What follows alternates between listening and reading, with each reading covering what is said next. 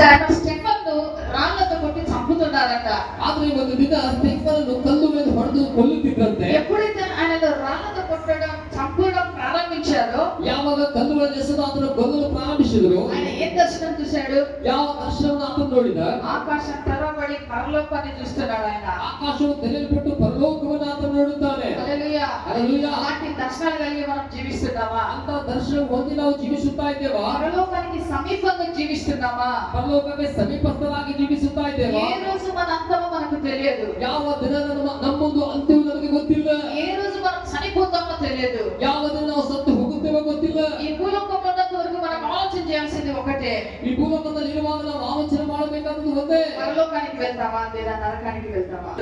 10 o'clock ఆ సమయంలో sound box అక్కడికి అంతా తీసుకొని వెళ్ళడానికి. ನಿನ್ನೆ ಸಾಯಂಕಾಲ ಸಮಯ ಪಾಪ ಅವರು ರಾತ್ರಿ 10 ಗಂಟೆಗೆ ಬಂದ್ರು ಸೌಂಡ್ ಬಾಕ್ಸ್ ಅನ್ನು ತೆಗೆದುಕೊಂಡು ಹೋಗೋದಕ್ಕೆ. ఆ చెప్తుంటే నాకు చాలా సంతోషమైంది. శనివారమే నాకు ఆదివారం లాగా ఉందక్క అన్నది.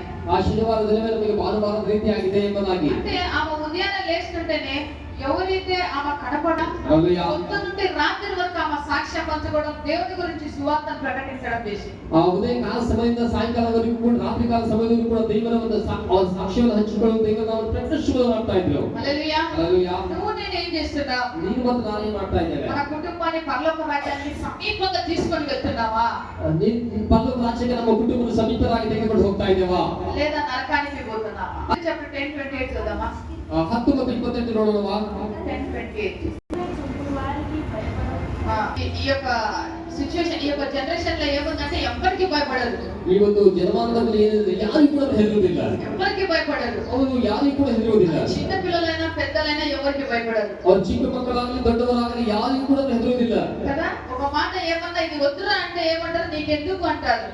ಇದು ಬೇಕಪ್ಪ ಎಂಬುದಾಗಿ ಹೇಳುವಾಗ ನಿನಗೆ ಯಾತಕ್ಕೆ ಎಂಬುದಾಗಿ ಹೇಳುತ್ತಾರೆ. హల్లెలూయా. ಹల్లెಲೂಯಾ. ఎంతో మంది తల్లిదండ్రులకు ఫోన్ చేస్తూ ఉంటారు. ಎಷ್ಟೋ ಜನ ತಂದೆ ತಾಯಿಗಳು ಕರೆ ಮಾಡ್ತಾ ಇರ್ತಾರೆ. మా పిల్లలు మా మాట వినటంలే, ನಮ್ಮ ಮಕ್ಕಳು ನಮ್ಮ ಮಾತನ್ನು ಕೇಳುತ್ತಾ ಇಲ್ಲ, మా భర్త మా మాట వినటంలే, ನಮ್ಮ ಗಂಡ ನಮ್ಮ ಮಾತನ್ನು ಕೇಳ್ತಾ ಇಲ್ಲ, నా భార్య నా మాట వినటంలే, ಹೆಂಡತಿ ನನ್ನ ಮಾತನ್ನು ಕೇಳ್ತಾ ಇಲ್ಲ, కుటుంబం అంతా ನಮ್ಮ చెల్లాచెదరైపోయింది. ಕುಟುಂಬ ಎಲ್ಲ ಛತಿ ಹೋಗಿದೆ. ఏం చేయాలి? ಏನು ಮಾಡುವುದು? హల్లెలూయా. ಹಲ್ಲెಲೂಯಾ. రౌడీజం చాలా మంది చేస్తారు ರೌಡಿಸಮನ್ನು ಅನೇಕರು ಮಾಡುತ್ತಾರೆ. కదా. ಹೌದಾ? కొంతమంది ఉన్నారు, వాళ్ళ పేర్లు చెప్పాను, వాళ్ళు చాలా రౌడీజం చేస్తారు ముందు డౌన్ షాలో.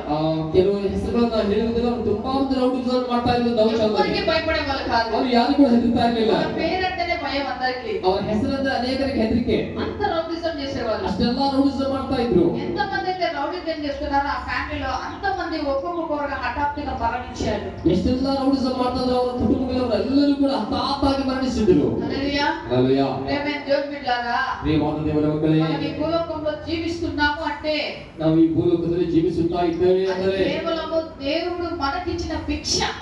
ದೇವರು ಕೇವಲ ನಮಗೆ ಕೊಟ್ಟಂತ ಭಿಕ್ಷೆಯಾಗಿದೆ ಅದು. హల్లెలూయా. ಹಲ್ಲೆಲೂಯಾ. నేను ఒకసారి నిజంగా అనుకుంటా, మనం ఒకసారి చాలా సార్లు ఫీల్ అవుతూ ఉంటాం, నేను చేసుకున్నా, నేను ఇంత స్థాయికి ఎదిగినాను, నేనని పొగుడుకుంటూ ఉంటా. ನಾವು ಅನೇಕ ಬಾರ ಅಂದುಕೊಳ್ತಾ ಇರ್ತೇವೆ, ನನ್ನ ಒಂದು ಸ್ಥಿತಿಯಲ್ಲಿ ನಾನು ಈ ರೀತಿಯಾಗಿ ನಾನು ಹೆಚ್ಚಿಸಿಕೊಂಡಿದ್ದು, ನಾನು ಈ ರೀತಿಯಾಗಿ ಉನ್ನತ ಸ್ಥಿತಿಗೆ ಬಂದಿದ್ದೇನೆ, ನನ್ನ ನಿಮಿತ್ತವಾಗಿ ಅಂದುಕೊಳ್ತೇವೆ. హల్లెలూయా. ಹಲ್ಲೆಲೂಯಾ. అయితే ఆ యొక్క భిక్ష ఎవరు ఇస్తుంది తెలుసా మనకు? ಆದ್ರೆ ಆ ಒಂದು ಭಿಕ್ಷೆಯನ್ನು ಕೊಟ್ಟದ್ದು ಯಾರು ಗೊತ್ತಾ ನಮಗೆ? యేసుక్రీస్తు ఇస్తాడు. ಯೇಸು ಕ್ರಿಸ್ತನ నీకు ಕೊಟ್ಟದ್ದು. ఈ రోజు బలము శక్తి ఉందంటే నీ వల్ల రాలేదు అది. ನಿನಗೆ ಈ ದಿನ ಬಲವು, ನಿನಗೆ ಶಕ್ತಿ ಅದೇ ಅಂದ್ರೆ ಅದು ನಿನ್ನಿಂದ ಬಂದದ್ದಲ್ಲ ಅದು. ఈ రోజు నువ్వు ఒక స్థాయికి ఎదిగినావు, చదువుకుంటున్నావంటే నీ జ్ఞానం కాదది. ಈ ದಿನ ಒಂದು ಒಳ್ಳೆ ಸ್ಥಿತಿಯಲ್ಲಿ ಒಂದು ಒಳ್ಳೆಯ ಒಂದು ವಿದ್ಯಾಭ್ಯಾಸ ಮಾಡ್ತಾ ಇರೋದ್ರಿಂದ ಜ್ಞಾನ ಅಲ್ಲ ಅದು. దేవుడు ఇచ్చిన భిక్ష మనకు. ದೇವರು ಕೊಟ್ಟದ ಭಿಕ್ಷೆ ಅದು ನಮಗೆ. హల్లెలూయా. ಹಲ್ಲೆಲೂಯಾ. ఈ ప్రాణంలో, ఈ శరీరంలో ఊపిరి ఉన్నంత వరకు దేవుని కోసం ప్రయాసపడాలి. ಈ ಶರೀರದಲ್ಲಿ ನಮಗೆ ಉಸಿರು ಇರುವವರೆಗೂ ಕೂಡ ದೇವರಿಗಾಗಿ ನಾವು ಪ್ರಯಾಸ ಮಾಡಬೇಕು. మనకంటూ ఒక ఇల్లు ఉంది, ನಮಗಾಗಿ ಒಂದು ಮನೆ ಇದೆ, మనకంటూ ఒక రాజ్యం ఉంది, ನಮಗಾಗಿ ಒಂದು ರಾಜ್ಯ ಇದೆ, మనకంటూ ఒక దేవుడు ఉన్నాడు, ನಮಗಾಗಿ ಒಬ್ಬ ದೇವರು ಇದ್ದಾನೆ. మనం ఏం చేస్తున్నాం? ನಾವು ಏನ್ ಮಾಡ್ತಾ ಇದ್ದೇವೆ? ఆ పరలోక రాజ్యం కోసం మనం ప్రయాసపడుతున్నావా? ಆ ಪರಲೋಕ ರಾಜ್ಯಕ್ಕಾಗಿ ನಾವು ಪ್ರಯಾಸ ಪಡುತ್ತಾ ಇದ್ದೇವಾ? ఒకసారి మనం పరీక్ష చేసుకోవాలి. ನಮ್ಮನ್ನು ನಾವು ಪರೀಕ್ಷೆ ಮಾಡಿಕೊಳ್ಳಬೇಕು. ఎప్పుడు నాదే, ಯಾವಾಗಲೂ ಕೂಡ ನನ್ನದೇ, నా కుటుంబమే, ನನ್ನ ಕುಟುಂಬ, నా పిల్లలే. ನನ್ನ ಮಕ್ಕಳು. హల్లెలూయా. ಹಲ್ಲೆಲೂಯಾ. చేసుకొని కుటుంబాన్ని చేసుకోవాలి సరిగ్గా. సరియాಗಿ ಮಾಡಿಕೊಳ್ಳಿನ ಕುಟುಂಬವನ್ನು ಸರಿಯಾಗಿ అయితే నీ కుటుంబం పరలోక రాజ్యానికి చేరుతుందా లేదా అని మనం జ్ఞాపకం చేసుకోవాలి ఇక్కడనే. ಆದ್ರೆ ನಿನ್ನ ಕುಟುಂಬ ಪರಲೋಕ ರಾಜ್ಯಕ್ಕೆ ಸೇರುತ್ತದೋ ಇಲ್ಲವೋ ಎಂಬುದಾಗಿ ಜ್ಞಾಪಕ ಮಾಡಿಕೊಳ್ಳಬೇಕು. హల్లెలూయా హల్లెలూయా హల్లెలూయా. హల్లెలూయా. మనం ఆలోచన చేసుకోవాలి. ನಾವು ಆಲೋಚನೆ ಮಾಡಬೇಕು. నా పిల్లలు కరెక్ట్ గా ఉన్నారా? ನನ್ನ ಮಕ್ಕಳು ಸರಿಯಾಗಿದ್ದಾರಾ? నా భర్త సరిగ్గా ఉన్నాడా? ನನ್ನ ಗಂಡ సరిಯಾಗಿದ್ದಾರಾ? నా భార్య సరిగ్గా ఉందా? ನನ್ನ ಹೆಂಡತಿ సరిಯಾಗಿದ್ದಾರಾ? అయ్యా మేము చనిపోతే మేము నేరుగా పరలోక రాజ్యానికి వెళ్తామా అనే ఒక ఆలోచన మనకు భూలోకంలోనే ఉండాలి.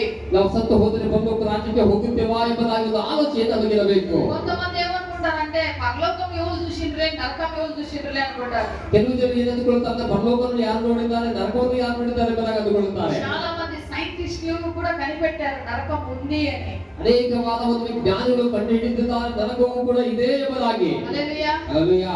వాళ్ళు ఎంతో లోతుగా వీడియో ఉంది కానీ నాకు సమయం దొరకలేదు, నేను ఏం వీడియోస్ చేయలేదు. ಒಂದು ವಿಡಿಯೋ ಕೂಡ ಇದೆ, ನನಗೆ ಸಮಯ ಸಿಗಲಿಲ್ಲ, ಯಾವ ವಿಡಿಯೋಗಳನ್ನು ಮಾಡಲಿಲ್ಲ.